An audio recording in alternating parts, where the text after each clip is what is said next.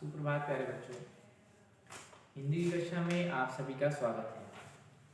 प्यारे बच्चों, अपनी पिछली कक्षा में हमने अपने व्याकरण के जो पाठ हैं उसको हमने पढ़ा था। हमने उसके प्रश्न को समझा था, उसके अभ्यास को पूरा किया था। हमने पिछले कई कक्षाओं से व्याकरण को लगातार निरंतर पढ़ते चले आ रहे हैं और व्याकरण की जो कक्षा थी उसमें हमने विलोम शब्द, पर्यायवाची शब्द और अनेक शब्दों के लिए एक शब्द जो पाठ थे उसको हमने पूरा किया है। उसको बहुत ही विस्तार से हमने समझा है और हमने जाना है कि जो विलोम शब्द हैं, जो पर्यायवाची शब्द हैं, जो अनेक शब्दों के लिए एक शब्द का जो प्रयोग किया जाता है वह किस लिए किया जाता है, उसकी उपयोगिता क्या है। हमने यह भी चर्चा किया था कि जो विलोम शब्द हैं या फिर जो पर्यायवाची शब्द हैं वो कैसे एक शब्द के जो अनेक शब्द हैं उसके एक अर्थ होते हैं, तो उसके प्रयोग करने से जो भी हमारा जो गद्य है या पद्य है, जो कविता है या कहानी है, वो और भी आकर्षक और प्रभावशाली हो जाती है। इसकी चर्चा हमने अपनी पिछली कक्षाओं में की है। ठीक है प्यारे बच्चों, आज हम अपने हिंदी पुस्तक जिसका कि नाम है खुलते पंख, उसका जो पाठ संख्या 13 है, पाठ संख्या 13, उसका अध्याय जिसका कि नाम है आज्ञाकारी घटोत्कच। आज्ञाकारी घटोत्कच, इसको आज हम प्रारंभ करेंगे और इसको पढ़ेंगे और जानेंगे कि घटोत्कच की क्या कहानी है और वह आज्ञाकारी किस प्रकार से था।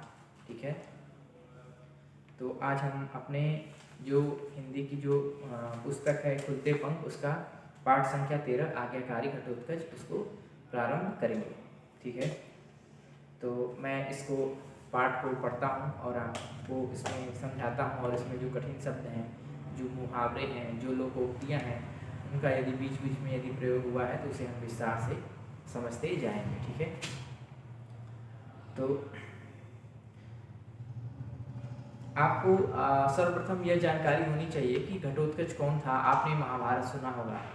महाभारत की जो कहानी है अक्सर आप टेलीविज़न पे या फिर अपने बड़े बुजुर्गों से या फिर ऐसे भी महाभारत के बारे में आपने सुना होगा। अर्जुन, भीम और नकुल, सहदेव और जो और भी महाभारत के पात्र हैं, दुर्योधन है, महावीर और महादानी कर्ण है, उसकी कहानी है। उसी में एक पात्र था घटोत्कच जो कि भीम का पुत्र था, उसके बारे में ये कहानी है और आज हम इस कहानी को विस्तार से पढ़ेंगे और समझेंगे। ठीक है, तो यह एक नाटक के रूप में है जिसमें कि दृश्य के अनुसार इसमें कहानी को विस्तार से बताया गया है। तो जो पहले पात्र इसमें कौन है, फिर उसके बाद पहला दृश्य इसमें होगा। पहला दृश्य में कौन कौन से पात्र हैं और वो नाटक जो किया जा रहा है, तो उसमें पात्र इसमें कौन है। ब्राह्मण की पत्नी तथा 3 पुत्र। ब्राह्मण है, ब्राह्मण की पत्नी है और उसके 3 पुत्र हैं, भीम, घटोत्कच और हिडिंबा। ये इसके पात्र हैं। ये इसके पात्र है जो जिनके बारे में ये पहला दृश्य है, जिन पे ये पहला दृश्य ये पात्र इसमें अपनी भूमिका निभा रहे हैं। पहले दृश्य में जो पात्र अपनी भूमिका निभा रहे हैं उन पात्रों के नाम है ब्राह्मण की पत्नी तथा 3 पुत्र। ठीक है, भीम, घटोत्कच और हिडिंबा। अब एक एक करके हम जानेंगे कि ये लोग कौन हैं, इनका क्या रोल है इसमें। ठीक है, देखिए, ब्राह्मण अपनी पत्नी तथा 3 पुत्रों के साथ जंगल से गुजर रहा है। एक ब्राह्मण है जो अपनी पत्नी तथा उसके 3 पुत्र हैं, उसके साथ वह जंगल से गुजर रहा है। ब्राह्मण कहते हैं, पुत्र तनिक चाल तेज करो, शीघ्र ही अंधेरा होने वाला है। ठीक है, ब्राह्मण अपने पुत्र से क्या कहते हैं कि तनिक अपनी चाल जो है उसको तेज करिए, क्योंकि शीघ्र ही क्या होने वाला, अंधेरा होने वाला है। तो यहाँ पर एक शब्द आया है जिसका नाम है शीघ्र। शीघ्र किसे कहते हैं, शीघ्र।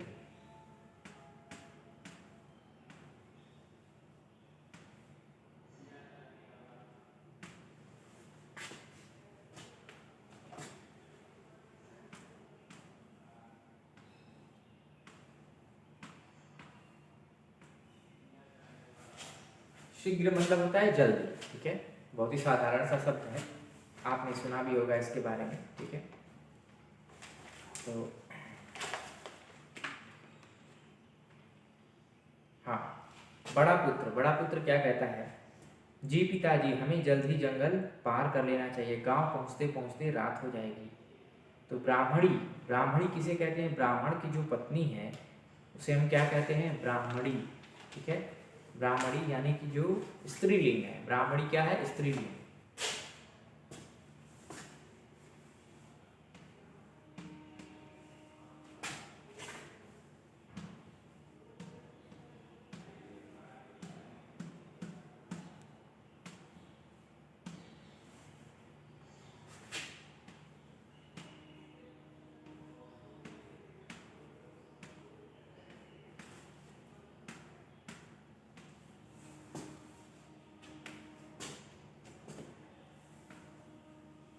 ब्राह्मण की पत्नी,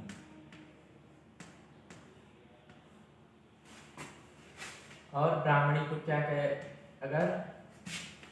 अगर व्याकरण के दृष्टिकोण से देखा जाए तो ब्राह्मणी का जो लिंग है वो क्या है, वो स्त्रीलिंग है। व्याकरण के दृष्टिकोण से ब्राह्मणी स्त्रीलिंग।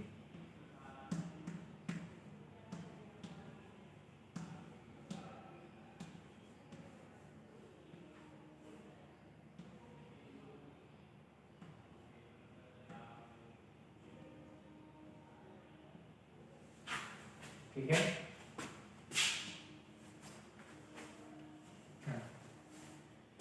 ब्राह्मणी भय से क्या कहती है, भय से भयभीत हो जाती है और कहती है, सुना है इस जंगल में राक्षस रहते हैं, मैं आपसे पहले ही जल्दी चलने के लिए कह रही थी। तो ब्राह्मण क्या कहते हैं, ब्राह्मण कहते हैं, तुम ही बताओ मैं क्या करता। पूजा समाप्त होने के बाद सेठ जी ने भोजन के लिए रोक लिया, इसी से विलम्ब हो गया। पूजा समाप्त होने के बाद सेठ जी क्या है, बोले कि आप भोजन के लिए थोड़ा रुक जाइए, इसी वजह से उन लोगों को क्या हो गया, विलम्ब हो गया, ठीक है। अब विलम्ब का क्या अर्थ होता है, विलम्ब,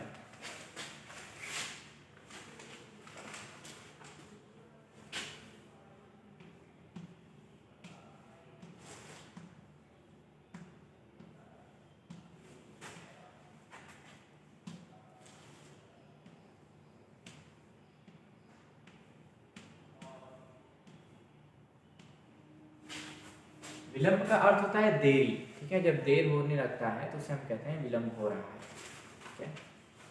साधारण सा शब्द है, लेकिन ये पर्यायवाची है, देरी का समानार्थी है, इसलिए हमने यहाँ पे इसकी चर्चा की, ठीक है। छोटा पुत्र, पिताजी वह देखिए सामने से कौन आ रहा है, कितना विशाल शरीर है उसका। छोटा पुत्र कुछ देखता है और कहता है, पिताजी वह देखिए सामने से कौन आ रहा है, कितना विशाल, विशाल मतलब बड़ा, ठीक है, कितना विशाल है। घटोत्कच, घटोत्कच का प्रवेश, अब यहाँ पर जो दृश्य है, जो नाटक में ये जो दृश्य है, यहाँ पर घटोत्कच प्रवेश करता है। तो घटोत्कच मार्ग रोकते हुए, मार्ग जो है रोकता है, मार्ग मतलब रास्ता, ठीक है, मार्ग मतलब रास्ता।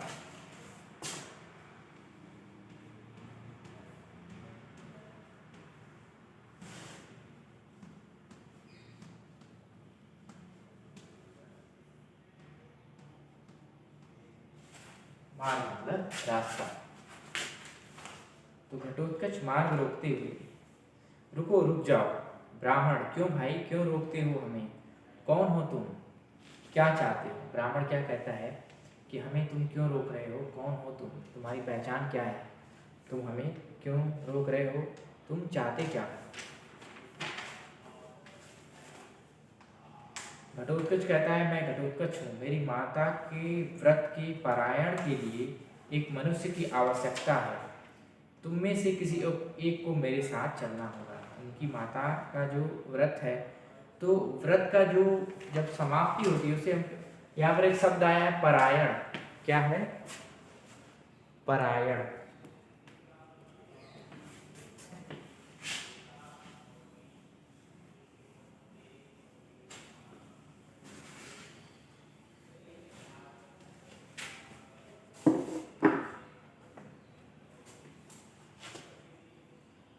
पारायण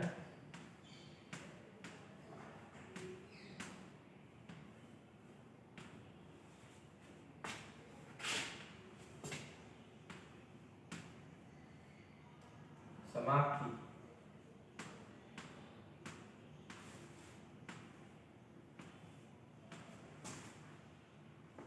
या संपूर्णता।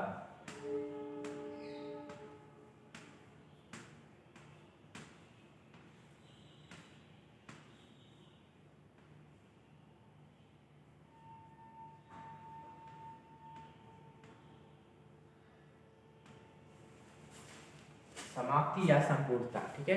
व्रत की जब समाप्ति है, जब व्रत तोड़ा जाता है, व्रत जब समाप्त हो जाता है, उसे हम क्या कहते हैं? पारायण कहते हैं, ठीक है।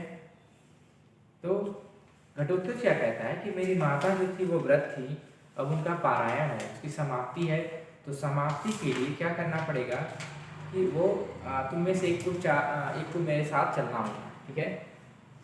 ब्राह्मण परिवार घबरा कर एक दूसरे को देखता है। अब ब्राह्मण परिवार में अफरा तफरी मच जाती है, वो डर जाते हैं कि कैसे किसी इंसान को पारायण के लिए कैसे उपयोग किया जा सकता है। पारायण मतलब किसी इंसान को खाया जाएगा, यह कैसे हो सकता है। और वो भी उनको पता था कि इस जंगल में राक्षस रहते हैं, तो राक्षस जो हैं वो तो नरभक्षी होते ही हैं, ठीक है, हमने कहानियों में देखा है। तो ये राक्षसी परिवार है घटोत्कच का। तो उसकी माता का जब व्रत समाप्त हो जाता है तो उन्हें जब पारायण करना होता है, तो उसके लिए घटोत्कच कहता है कि मेरी माता का व्रत के पारायण के लिए तुम में से किसी एक को चलना होगा, ठीक है।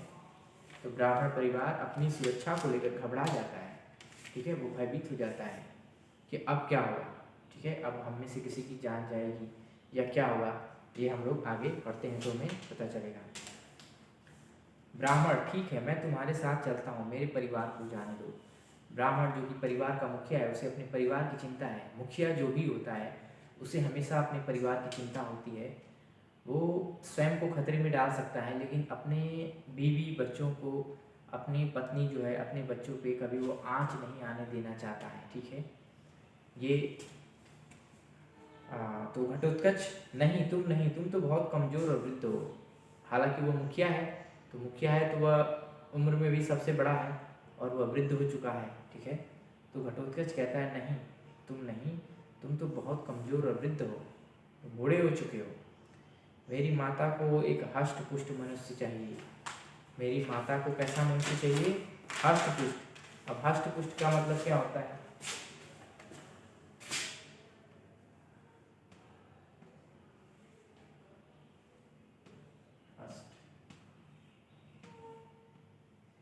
और पुष्ट,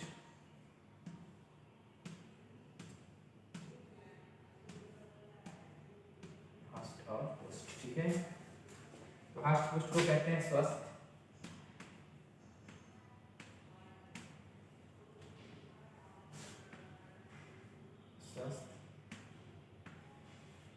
और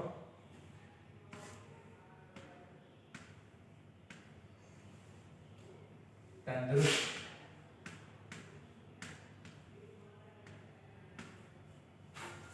ठीक है, स्वस्थ और तंदुरुस्त। जो स्वस्थ होता है, जो तंदुरुस्त होता है, उसे हम क्या कहते हैं? उसे हम हष्ट पुष्ट कहते हैं, ठीक है। तो आगे अब कहानी में क्या होगा?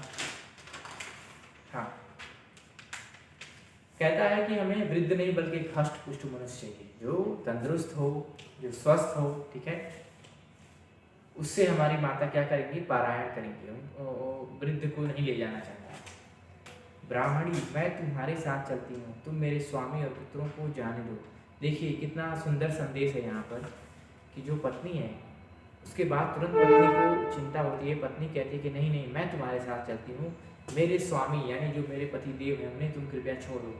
कितना यहाँ पर प्रेम है और कितना जो अपनापन है वह उसकी भावना का हमको एहसास हो रहा है कि पत्नी का अपने परिवार के लिए, अपने पति के लिए, अपने स्वामी के लिए जो सुरक्षा की भावना है वह यहाँ पर इन पंक्तियों में प्रदर्शित होता है कि कितना सुरक्षा की भावना उसके अंदर है, कितना वह सुरक्षित रखना चाहती है अपने परिवार को, अपने पतिदेव को, अपने स्वामी को। इसलिए वह कहती है कि नहीं, मैं तुम्हारे साथ चलती हूँ, तुम मेरे स्वामी और पुत्रों को जाने दो। उसे अपनी जान की परवाह नहीं है। वह कहती है कि मेरे स्वामी और मेरे पुत्रों को जाने दो, बल्कि अपनी माता के पारायण के लिए तुम मुझे ले चलो, ठीक है।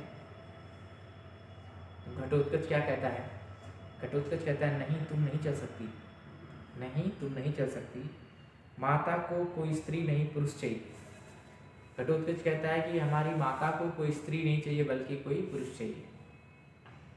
बड़ा पुत्र जो परिवार में सबसे बड़ा पुत्र है वह आगे बढ़कर कहता है ठीक है तो मैं तुम्हारे साथ चलता हूँ।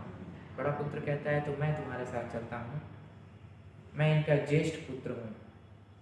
ज्येष्ठ पुत्र होने के नाते मेरा कर्तव्य है कि मैं अपने परिवार को किसी भी संकट से बचाऊं। ज्येष्ठ मतलब क्या होता है? ज्येष्ठ मतलब होता है जो सबसे बड़ा होता है, जो उसे हम कहते हैं ज्येष्ठ। ठीक है,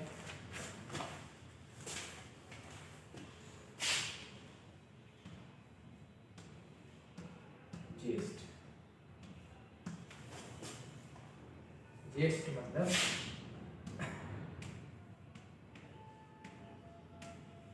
सबसे बड़ा। सर कितने बजे क्लास है? वीडियो सबसे बड़ा जो है उसे हम क्या कहते हैं? उसे हम ज्येष्ठ कहते हैं। सबसे बड़ा जो है उसे हम ज्येष्ठ कहते हैं। ठीक है,